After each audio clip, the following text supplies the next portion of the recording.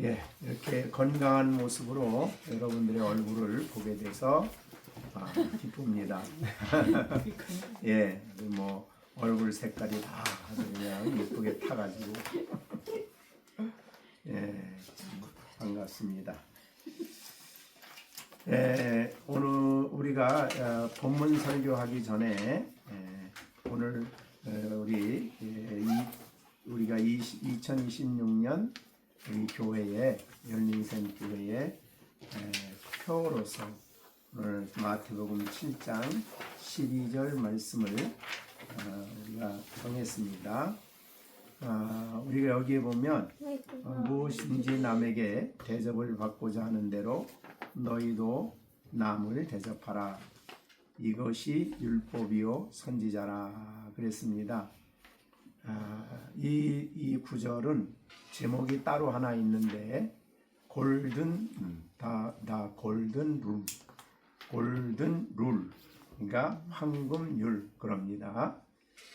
성경 66권에서 황금율이라고 제목이 붙여진 대표적인 것은 바로 이 마태복음 7장 12절입니다. 황금율이라 하면 황금과 같은 그러한 윤리다 이렇게 말할 수가 있겠죠. 그리고 여러분이 본 대로 남에게 대접을 받고자 하는 대로 남을 대접하라. 이것이 율법이요 선지자라.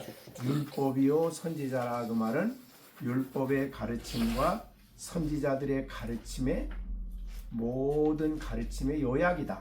그렇게 볼 수 있죠. 이거와 비슷한 말씀을 한 것이 있어요. 그것이 바로 예수님이 말씀하신 마태복음 22장 37절로 47절에 예수께서 이르시되 너는 마음을 다하고 목숨을 다하고 뜻을 다하여 주 너의 하나님을 사랑하라 하셨으니 이것이 크고 첫째 되는 계명이요 둘째는 그와 같으니 내 이웃을 내 자신과 같이 사랑하라 하셨으니 이 두 계명이 온 율법과 선지자의 강령이다. 이렇게 그 예수님이 마태복음에 말씀하신 내용을 말씀하시고 모든 율법과 선지자들의 가르침의 강령, 그 말은 그들의 가르침을 요약한 말이다. 그렇게 볼 수 있죠. 그래서 여기에 오늘 마태복음 7장 12절의 황금률은 사실은 마태복음 22장 37절과 47절의 요약이다. 그렇게도 볼 수 있는 말이고 또 이 말은 우리가 산상설교 그러면 마태복음 5장, 6장, 7장이죠.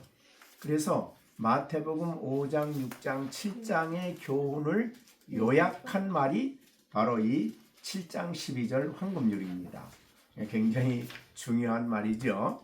자, 우리는 일반적으로 대개 그냥 대접하는 대로 대접받고자 하는 대로 대접하라 이렇게 쉽게 그냥 넘어갈 수 있는 말이지만 그만큼 그 의미가 굉장히 깊고 풍성한 말씀이다. 그렇게 볼 수가 있습니다. 자, 우리 그러면 남에게 대접을 받고자 한다. 이것을 사랑으로 바꿔보시면 예수님이 말씀하신 사랑으로 바꿔보시면 어떻게 되겠습니까? 우리가 나는 다른 사람에게 사랑을 받는 것을 기뻐하지요. 받기를 원하지요. 그런 원함과 같이 너희도 남을 사랑해라 하는 말로 바꿀 수 있는 말이죠.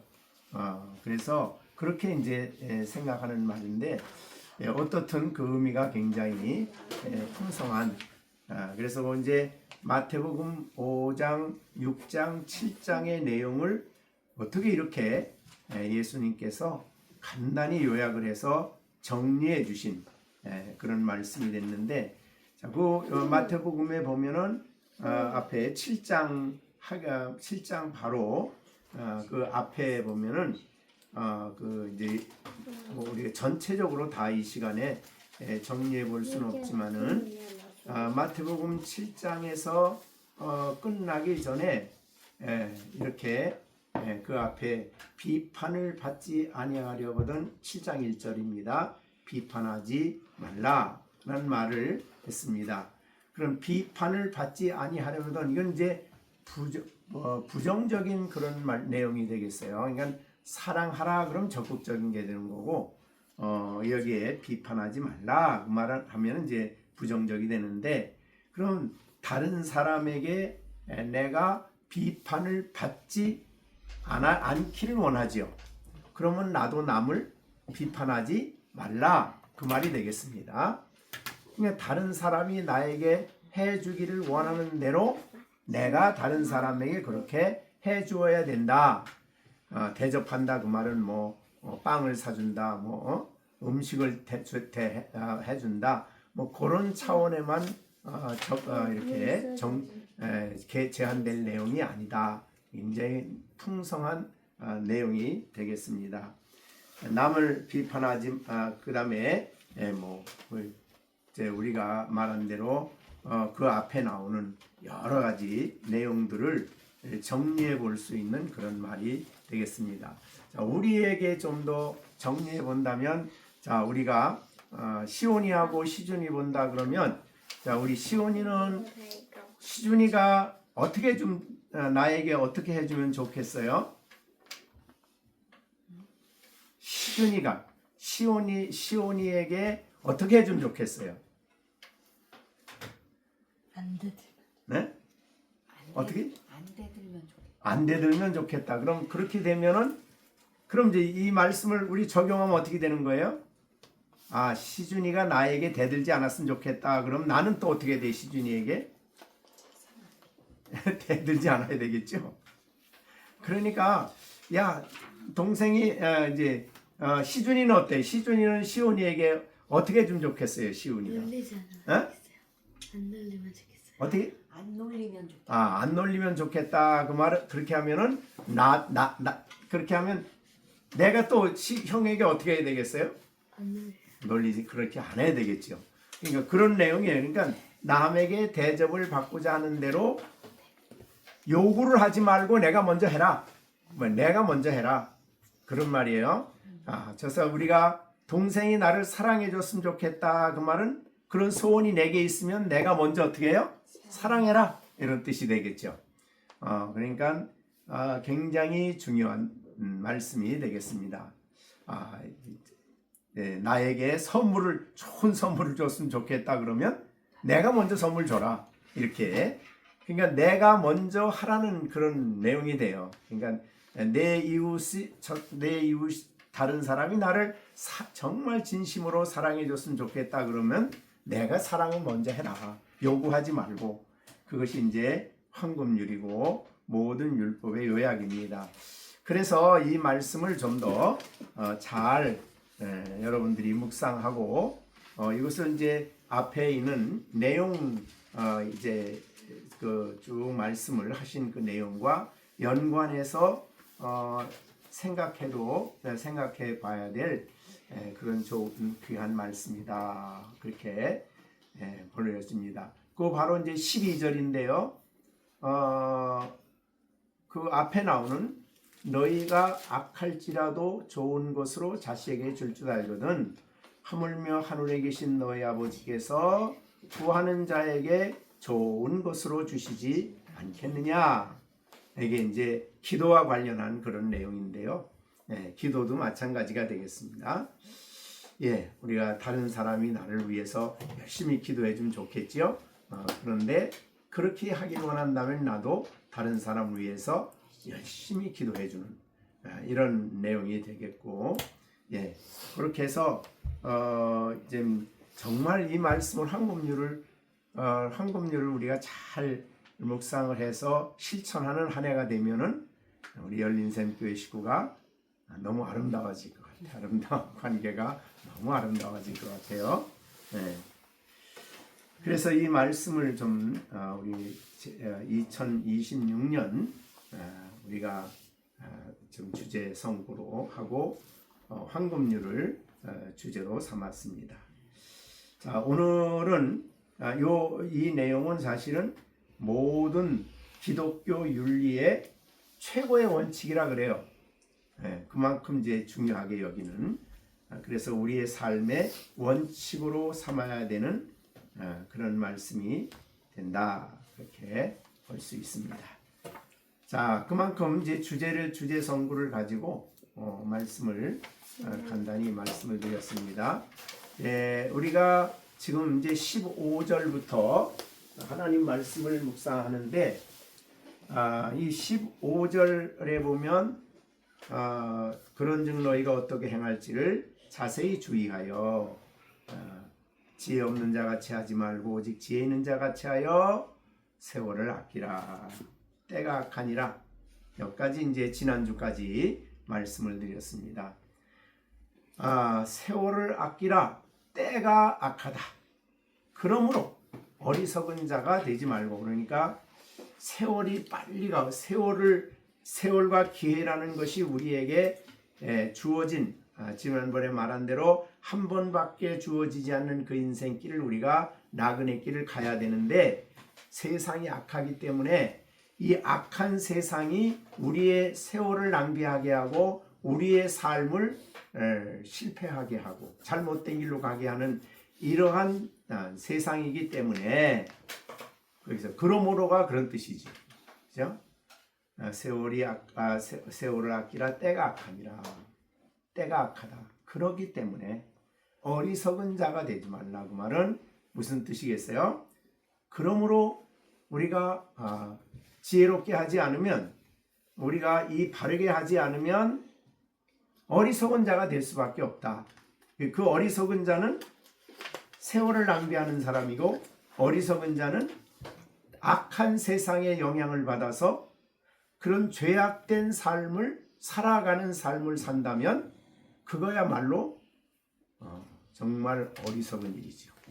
자, 그래서 우리 앞에 5장서부터 우리가 그렇게 살아야 될, 그렇게 살아서는 우리가 어리석은 자로 살아서는 안 되는 중요한 이유를 또 좀 정리해 보면, 그리스도인들은 어떤 사람이냐는 것을 항상 생각을 하셔야 되는 거예요. 그래서 성경을 볼 때에, 그래서 이제 5장 1절부터 보면은 우리는 하나님의 사랑을 받는 자녀다. 그렇죠? 그러니까 알고 보면 우리 신앙인들은 하나님의 특별한 사랑을 받는 사람들이고, 그리스도께서 우리를 위하여 희생 제물이 되셔서 우리를 구속해 주셨고, 우리를 하나님의 이 세상으로부터 우리를 구별하여 하나님의 성도로 만들어 주셨고, 우리 안에 빛 되시는 그리스도를 모신 우리는 빛의 자녀고, 이렇게 이러한 이 사람이 되었기 때문에 우리는 이 세상을 살 때에 어리석은 사람으로 살아서는 안 된다. 그 말은 이제 반대로 보는 거죠. 거기에 보면 이제 우리가 3절부터 어리석은 사람들이 살아가는 모습을 볼 수가 있었죠. 3절에 보면 음행, 온갖 더러운 것, 탐욕, 그죠? 그 다음에 좀 누추함, 어리석은 말, 희롱의 말, 이게 하나님 성도로는 도저히 마땅치 않은 말이죠. 언어 생활이 정화되어야 되는데, 그 다음에 이제 어둠에 속한 삶이죠. 그래, 과거에는 어둠이었는데 어둠에 속한 그런 삶. 그래서 어둠의 일에 참여한다. 그 말은 죄를 짓는 일에 참여하는 거죠. 그렇기 때문에 이 악한 일에 참여하는 것, 이런 것들은 전부 다 어리석은 자죠. 그래서 어리석은 자는 어떤 사람이냐라고 정의를 해준 부분이 있는데요. 시편 14편 1절에 보면 어리석은 자, 어리석은 사람을 어떤 사람이라고 말하냐? 어리석은 자는 그 마음에 이르기를 하나님이 없다. 이렇게 말하는 사람은 어리석은, 그러니까 나의 그런 모든 생각과 또 내가 행하는 모든 판단과 삶 속에 하나님이 없이 행동하는 것은 어리석은 일이에요.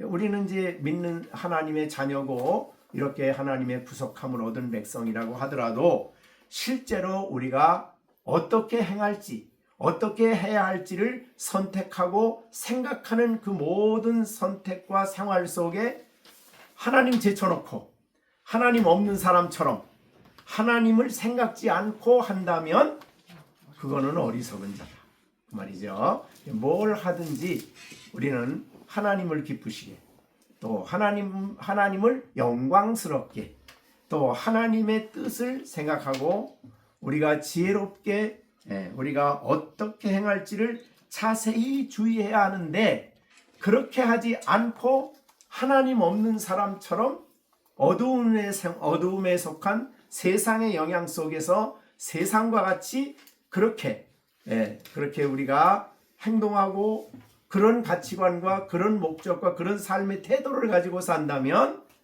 그거야말로 어리석다 이렇게 보는 거죠. 그래서 시편 14편 1절 어리석은 자는 그 마음에 이르기를 하나님이 없다 하고 그래서 그 없다는 사람의 특징은 마음이 부패해져 그리고 그 행실이 가증해지기 때문에 선을 행하는 자가 없다 그렇게 됐고 마태복음 7장 26절에서 7장에서는 나의 이 말을 듣고 행하지 않은 자는 그 집을 모래 위에 지은 어리석은 사람 같다. 그러니까 하나님 말씀을 잘 들어요. 듣기는 듣는데 행함이 없다 그러면 그거는 어리석은 자다. 이렇게 마태복음 7장 26절 산상설교에 그러니까 이 마태복음 5장부터 쭉 설교를 하신 예수님은 그 말씀을 듣고 행하지 않는 사람은 어리석다. 인생의 삶의 기초를 모래 위에 집을 짓는 사람과 같다. 이렇게 말씀을 했죠. 그러니까 어리석은 자라는 것이 이제 그렇게 생각을 해보면 여기에 오늘 본문에 어리석은 자가 되지 말아라 하는 말은 하나님의 백성 또 하나님의 자녀된 우리 하나님의 사랑을 받는 우리 하나님을 본받아 살아가는 우리들에게 너무나 합당한 말이죠. 어리석은 사람이 돼서는 안 되죠. 그죠? 우리가 하나님을 본받는 사람이라고 5장 1절에 했는데 하나님을 본받지 아니하고 이 세상에 그런 어두운 죄에 속한 일들에 세상의 영향을 받아서 마음의 그런 어떤 감정 또 자기 자신의 기분 또 일시적인 충동 이런 것들에 의해서 판단하고 행동하면은 그건 어리석은 자. 그래서 굉장히 중요하게 해주시는 말씀이에요. 그러므로 어리석은 자가 되지 말라. 그러므로는 이제 앞에 있는 내용들하고 쭉 말씀하신 내용과 연관되는 말이죠. 자, 우리는 신앙인들은 어리석은 자가 돼서는 안 되죠. 그럼 어리석은 자가 되지 말고 어떤 어리석음의 이제 반대는 지혜로운 사람이겠죠. 그래서 어리석은 자가 되지 말고 거기에 이제 5절에서 말했습니다. 오직 지혜 있는 자같이 하여. 그럼 지혜 있는 자같이 하는 방법은 살아가는 방식은 뭐냐면 이미 말한 대로 주의 뜻이 무엇인가 이해하라 이렇게 됐어요. 주의 뜻을 이해하는 사람 그래야 우리가 이 세상에 이미 앞에서 말한 그런 어둠에 속한 그런 어리석은 그런 사람으로 행동하지 않는다. 이 세상에 온갖 유혹에 빠지고 세상의 풍조에 휩쓸려 가지 않는다. 왜 그렇게 말하는 것이죠. 그러니까 신앙인들에게 주의 뜻이 무엇인가를 이해하는 일이 너무 중요합니다. 자, 그래서 26년 여러분의 삶 속에 어리석은 자가 되지 않으려면 주의 뜻이 무엇인가를 이해하는 그런 삶을 살아가야 된다. 그렇게 말씀해 주시고 있습니다. 자, 그런데 우리가 이 말씀을 보면은 어디가 생각이 나냐 하면 로마서 공부한 게 생각이 나요. 그죠? 로마서 12장, 이제 1장부터 11장까지 하고 12장 1절, 2절 하면서 그 2절에 나오는 그런 말이 있죠. 너희는 이 세대를 본받지 말고 오직 마음을 새롭게 함으로 변화를 받아 하나님의 선하시고 기뻐하시고 온전한 뜻이 무엇인가?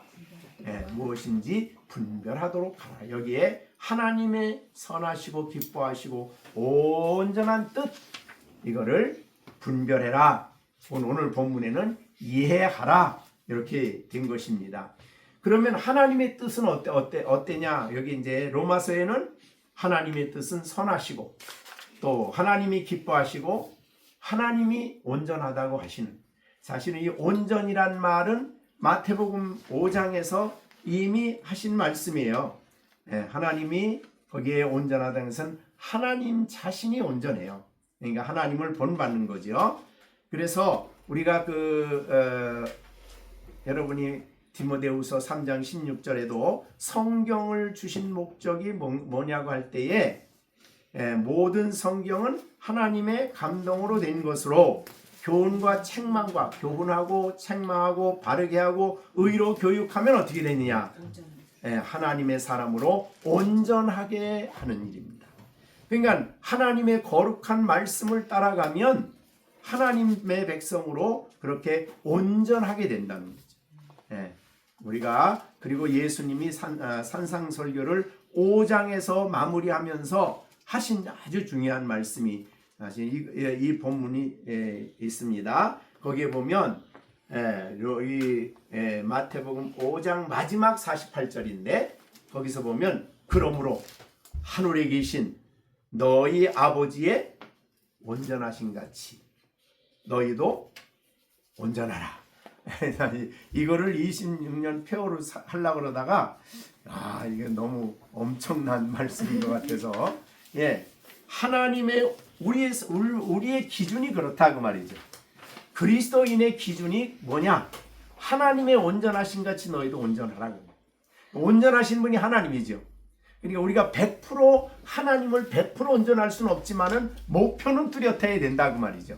하나님은 우리가 예수님을 본받는다 할 때에 예수님을 어떻게 우리가 다 본받겠습니까? 그렇지만 목표는 분명해요. 그래서 본받으려고 달려가듯이 하나님의 온전하심이 우리의 목표예요.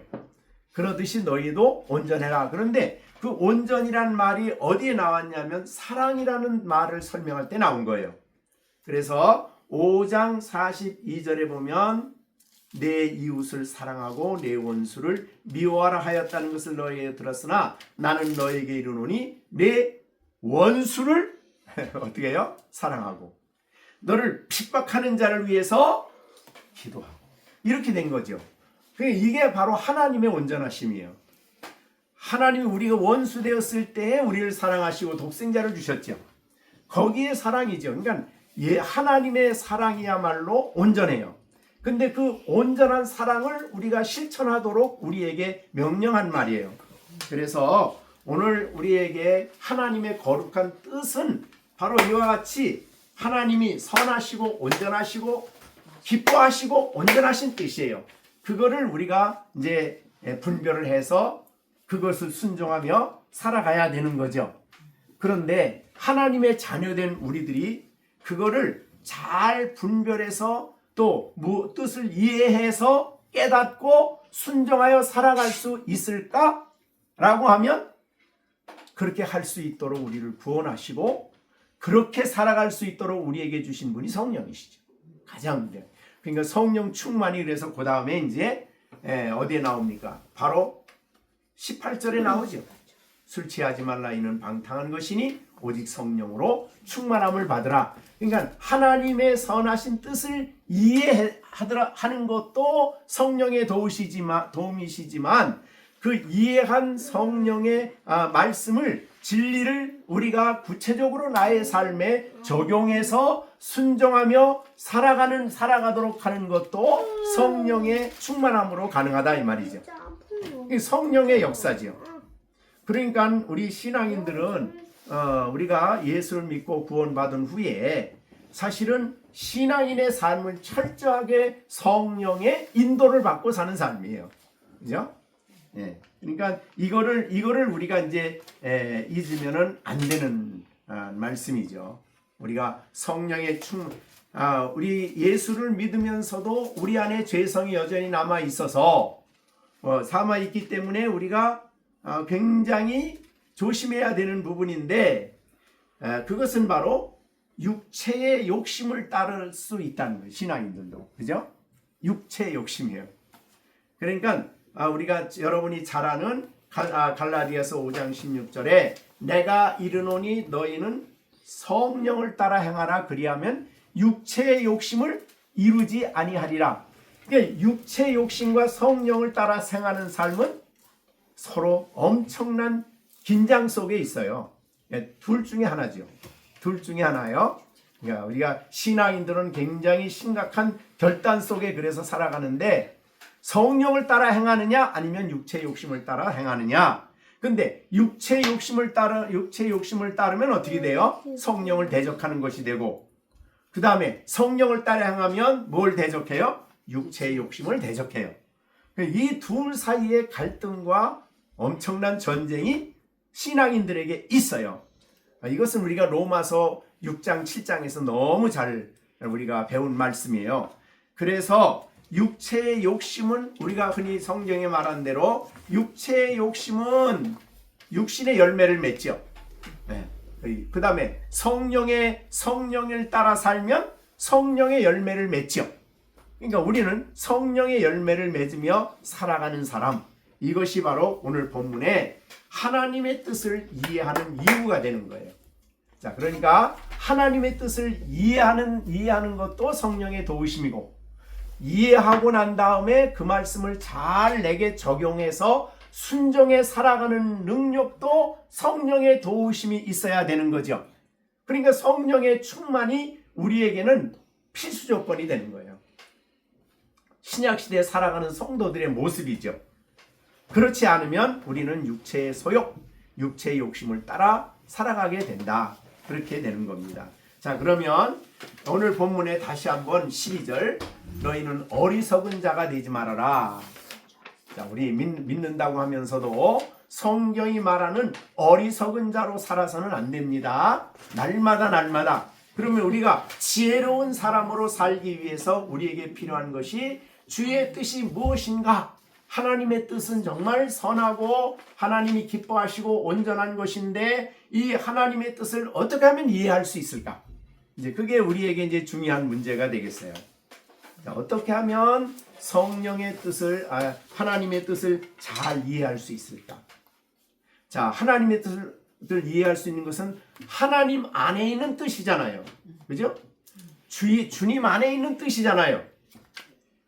내가 우리가 이제 사람도 우리 흔히 세상적인 말로 10길 물속은 알아도 한 길 사람 마음속은 좀 이게 측량하기 어렵잖아요. 그런데 하물며 우리가 하나님의 뜻을 내가 안다, 이해한다, 이건 불가능한 일이죠. 그래서 하나님은 자신의 뜻을 우리에게 알려줄 때 우리는 계시란 말을 쓰는 거예요. 하나님 뜻, 하나님만이 아시는 그 마음의 뜻을 열어 보여주시는 게 계시예요. 그 열어 보여주시는 게 성경이죠. 그러니까 성경을 통해서만 우리는 하나님의 뜻을 이해하게 된다. 그렇게 볼 수 있어요. 네, 그래서 우리가 하나님의 뜻이 성경에 100% 다 나온 건 아니에요. 그거 말고도 많이 있습니다. 그렇지만 우리가 하나님의 백성으로 이 땅에 지혜롭게 살아가는 데 필요한 만큼의 하나님의 뜻은 성경을 통해서 우리에게 계시해 주셨다. 이렇게 이해하고 성경을 대하는 우리가 돼야 되겠어요. 자, 이것에 여기에서 넘치면 이제 그 다음부터 이게 도에 넘치는 거예요. 성경을 넘어서 하나님의 뜻을 내가 안다라고 말하면 이제 그 다음서부터 이 사람은 자기 종교를 만드는 거예요. 자기 생각을 만드는 거예요. 네, 그렇기 때문에 이 부분은 적어도 신구약이 완성된 이 시대에는 하나님의 뜻을 이해하는데 철저하게 성경 안에서 이해를 해야 된다. 자, 그러면 우리가 모든 것을 다 성경이 말하느냐? 안 하죠. 자, 오늘 아침에 일어나서 어떤 밥을 먹어야 될까를 성경이 얘기 안 하죠. 그거는 우리의 자유의 영역이에요. 그래서 성경에도 보면은 에덴 동산에서 하나님이 말씀을 주셨어요. 너 선악과 이거 따먹지 마. 그리고 다른 건 어떻게 했어요? 내가 원하는 대로 마음대로 이 부분이 있는 거니까 우리가 난 하나님 뜻 아니면 아무것도 못해 그러면 안 되는 거예요. 우리에게 주신 자유의 영역이 있는 거예요. 그런데 이제 적어도 우리가 마땅히 알아야 할 하나님의 뜻은 성경에 알려주셨다는 거예요. 그러나 성경에 알려주셔도 성경에 다 알려주신 게 아니라 하나님의 뜻 중에 우리에게 숨기고 일하시는 부분이 있어요. 숨기고 일하는 부분이 있는데 그걸 알려고 덤벼들면 이제 안 되는 거죠. 그거에 대한 호기심 때문에 원수 마귀가 사람들을 유혹하기 위해서 이상한 방법을 쓰는 거예요. 그래서 점치듯이 뭐 이렇게 이렇게 알게 해주고 막 이렇게 해서 하나님이 숨겨놓은 부분까지, 즉 하나님의 영역까지도 다 알려고 한다면 그거는 엄청난 문제가 생기는 거죠. 그래서 우리는 이렇게 생각해야 됩니다. 하나님이 숨겨놓은 부분은 우리가 알려고 하지 말고 적어도 우리가 신앙생활하는 거 하나님을 섬기며 인생을 살아가는 데 필요한 하나님이 계시해 주신 말씀의 영역 안에서 살아가고 그 말씀의 빛 가운데서 우리가 분별하며 살아가는 것이 지혜예요. 거기를 넘치면 이제 그 다음서부터는 지가 종교를 만들어야 되는 거예요. 그러니까 안 되는 거죠. 그래서 모든 문제가 거기에서 사실은 종교적인 문제들은 이제 나오게 되는 것입니다. 자, 그러면 우리가 그렇게 볼 수 있는 것이 이제 신명기 28장에 보면 이런 말씀이 있습니다. 마지막 절인데요. 신명기 28장 20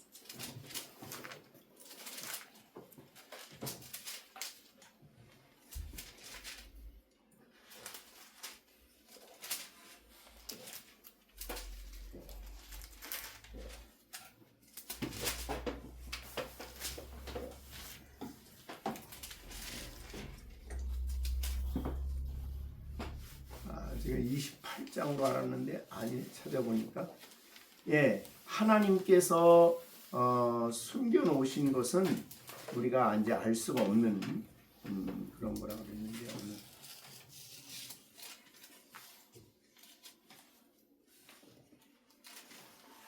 넘어가야 되겠네요.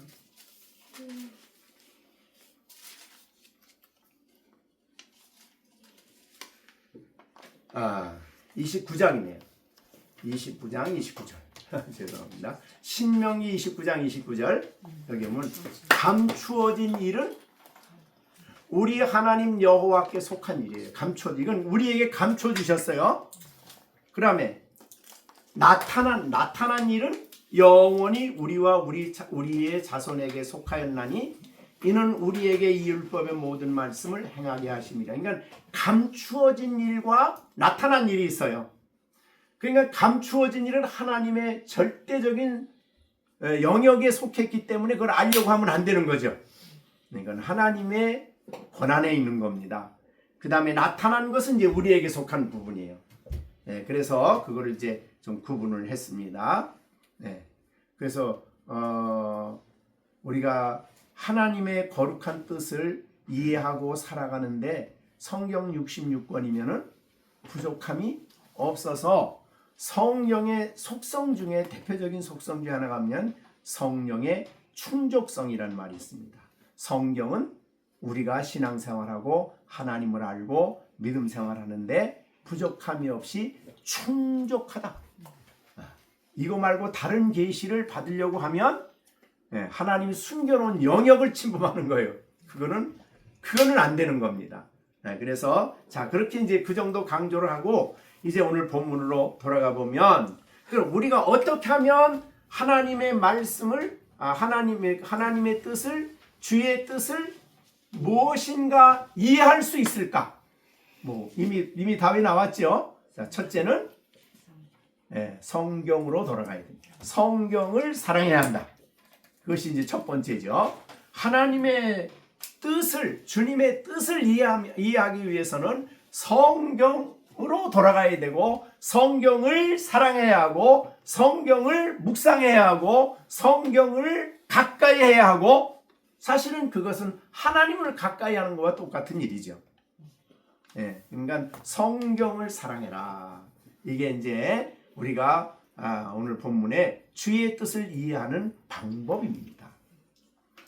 근데 하나님의 거룩한 성경의 빛 가운데서, 성경의 빛이라 그래요. 성경의 빛과 원리에 비추어서 우리의 문제를 판단하는 지혜를 하나님이 우리에게 또 주셨어요.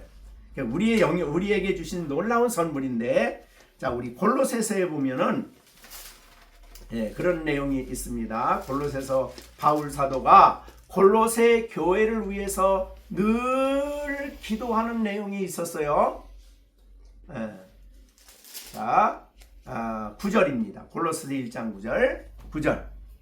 이로써 우리로 듣던 날부터, 듣던 날이란 말은 골로새의 성도들이 생겼다. 복음을 받고 믿음을 받아들인 골로새 교회가 세워졌다는 소식을 듣고, 그 말이죠. 너희를 위하여 기도하기를 그치지 아니하고 구하노니 너희로 하여금 모든 신령한 지혜와 총명의 하나님의 뜻을 아는 것으로 채우게 하시고 주께 합당히 행하여 범사에 기쁘시게 하고, 이렇게 됐어요. 그러니까 골로새 교회를 위해서 늘 끊임없이 기도하는 제목이 뭐예요?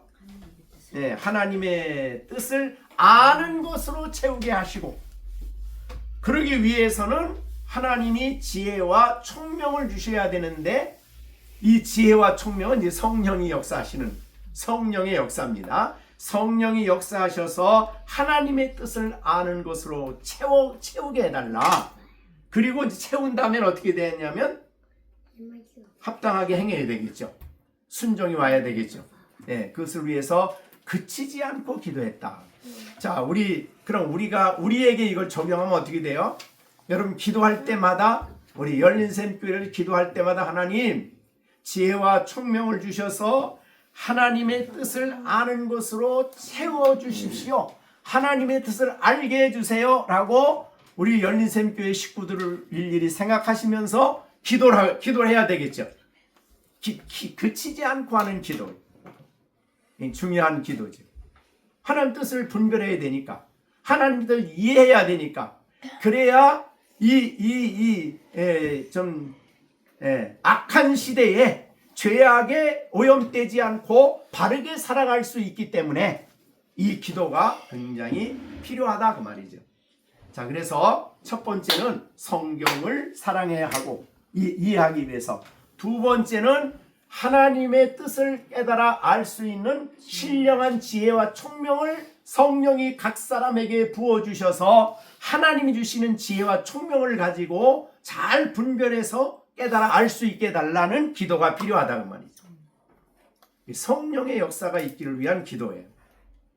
이것이 오늘 본문에 있는 대로 우리가 하나님의 말씀, 이 악한 시대에, 이 어두운 시대에 하나님의 말씀을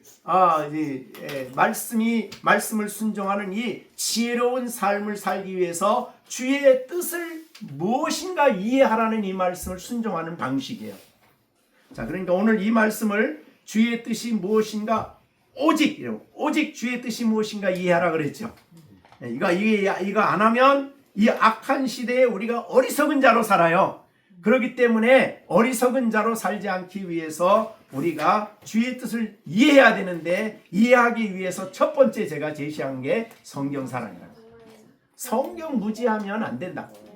두 번째, 성경을 피고 성경을 묵상해도 끊임없이 우리가 기도하셔야 돼요. 왜? 성령의 도우심이, 성령이 지혜와 총명을 주셔서 하나님의 뜻을 아는 것으로 채워주셔야 되기 때문에 성령의 도우심을 위해서 늘 성령의 인도하심과 성령의 이끄심과 성령의 가르쳐 주심을 위해서 하나님 앞에 기도하는 일이 필요하다는 것이에요. 자, 우리가 요한복음 14장 26절에서도 예수님이 그런 말씀을 했죠. 보혜사 곧 내 아버지께서 내 이름으로 보내실 성령 그가 너에게 모든 것을 뭐하고 가르쳐준다. 가르치고 그 다음에 내가 너에게 말한 모든 것을 생각나게 하고. 자, 이거 그러니까 이 보혜사 성령이 하시는 대표적인 말씀 사역이에요.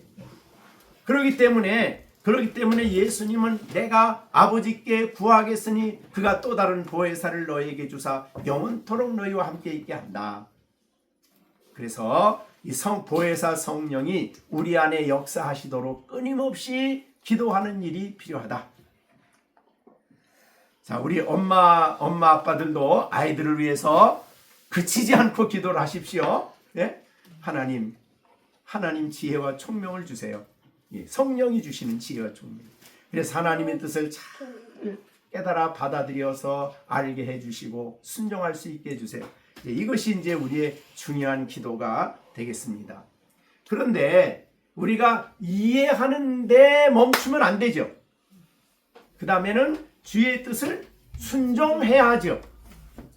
예, 그게 뭐 하나님의 말씀을 우리가 이해하는 차원에서 있는 것도 대단하지만 그 다음에 그 뜻을 우리에게 적용시켜서 우리가 순종하고 적용하는 사람이 복이 있는 사람이에요. 그 사람이야말로 성경이 말하는 하나님이 말하는 하나님의 뜻을 바르게 이해한 사람이죠.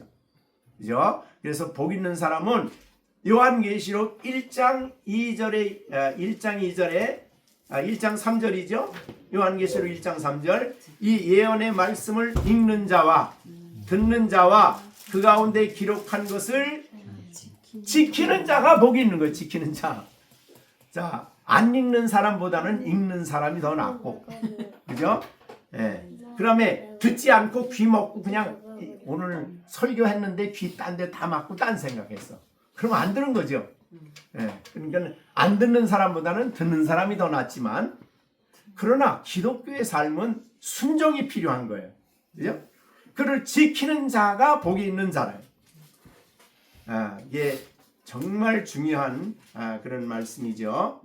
자, 우리가 예수님께서 참 하나님의 말씀을 전하실 때에 그 말씀을 듣는 사람들이 얼마나 은혜를 많이 받고 얼마나 놀라운 예수님의 그 가르치심에 감동을 받았는지 모릅니다.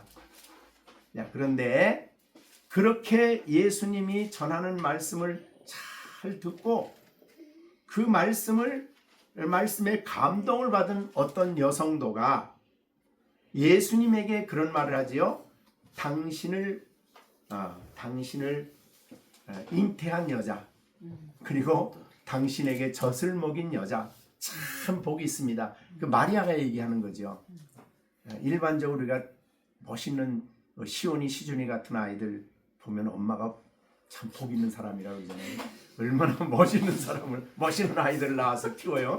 그러니까 참 그 애들 둘만 봐도 참 너 낳은 너만 정말 복 있는 사람이다 막 이러는 거 아니에요. 자, 근데 예수님이 그 얘기를 들으면은 예수님에게 적용하면 어떻게 돼요? 그게 마리아는 복이 있다 이 말이잖아요. 마리아는 참 복이 있다 그랬는데 예수님은 그 얘기를 바로 듣고 바로 다음에 무슨 답변이냐면 아닙니다. 나를 잉태하고 나를 젖을 먹인 그분보다 더 복 있는 사람이 있습니다. 그것은 바로 하나님의 말씀을 듣고 순종하는 사람입니다. 그랬어요. 그러니까 정말 복 있는 사람은 말씀을 잘 이해하고 그 다음에 그것을 순종하는 사람이죠. 그것이 그 사람을 듣는다 그래. 듣는다. 진정으로 성경이 말하는 의미에서 진정으로 하나님 말씀을 들었고 깨달은 사람이 어떤 사람이냐면 사실은 순종까지 하는 사람을 말하는 거예요. 그러니까 우리가 순종이 얼마나 중요한지 모르죠. 말씀은 잘 듣고 순종은 안 해. 그러면 이거는 정말 불행한 일이죠. 그래서 오늘 본문의 지혜로운 사람은 어떤 사람이냐? 그 본문을 잘 철저하게 이해한 사람은 어떤 사람이냐? 사실은 순종하는 사람이에요. 순종한 사람, 그 말씀을 잘 이해한 사람은 순종하는 데까지 나가게 돼요. 자, 그런데 이 순종할 수 있는 힘뿐만 아니라 그 순종을 통해서 일어나는 결과를 얻게 되는 것은 성령의 역사라고 말이죠. 그것은 우리가 열매라 그래요. 열매. 자, 우리가 순종의 열매죠. 여러분이 잘 아는 성령의 열매, 그죠? 사랑이라고 화평, 인내, 자비, 양성, 충성, 온유, 절제, 그런 아름다운 삶의 열매가 맺히게 된다 그 말이죠. 자, 그것이 바로 오늘 본문이 주의 뜻이 무엇인가 오직 무엇인가 이해하라는 말씀에 대한 우리가 바른 이해다, 그렇게 볼 수가 있습니다. 자, 우리가 이제 한 해를 시작하면서 우리 여러분, 우리 열린샘교회 식구들은 주님이 보실 때 이 어리석은 사람들아, 그런 소리 안 듣고 참 지혜로운 사람들이다, 이런 말씀을 들을 수 있도록 이렇게 우리가 이 어두운 세상에, 이 죄 많은 세상에, 그리고 이 빠른 이 세월이 지나가는 이 세상 속에 2026년을 한 해를 살면서 우리가 시간을 낭비하지 않고 하나님이 주시는 말씀에 따라 잘 뜻을 이해해서 이 악한 세상에, 이 악한 흐름에 오염되지 않고 거기에 흐름에 넘어가지 않는 그런 한 해가 되었으면 좋겠습니다. 에베소서 2장에 우리가 이미 말한 대로 그때 우리가 어두운 가운데 살았을 때 어땠어요? 그때 너희는 그 가운데서 행하여 이 세상의 풍조를 따랐다. 세상 풍조를 따르면 안 돼요. 우리가 이 세상에 살아가는 동안에도 잘 분별을 하셔야 된다 그 말이죠. 사람들이 다 그렇게 하니까 나도 한다 그러면 안 되는 거죠. 풍조를 따라가면 안 돼요. 우리는 하나님을 따라가는 사람이고 성령의 인도를 따라가는 사람이고 주의 뜻을 위해서 우리 인생을 드리는 사람들이기 때문에 세상 풍조를 따르면 안 돼요. 그 다음에 그거는 바로 공중 권세 잡은 자를 따르는 것이다.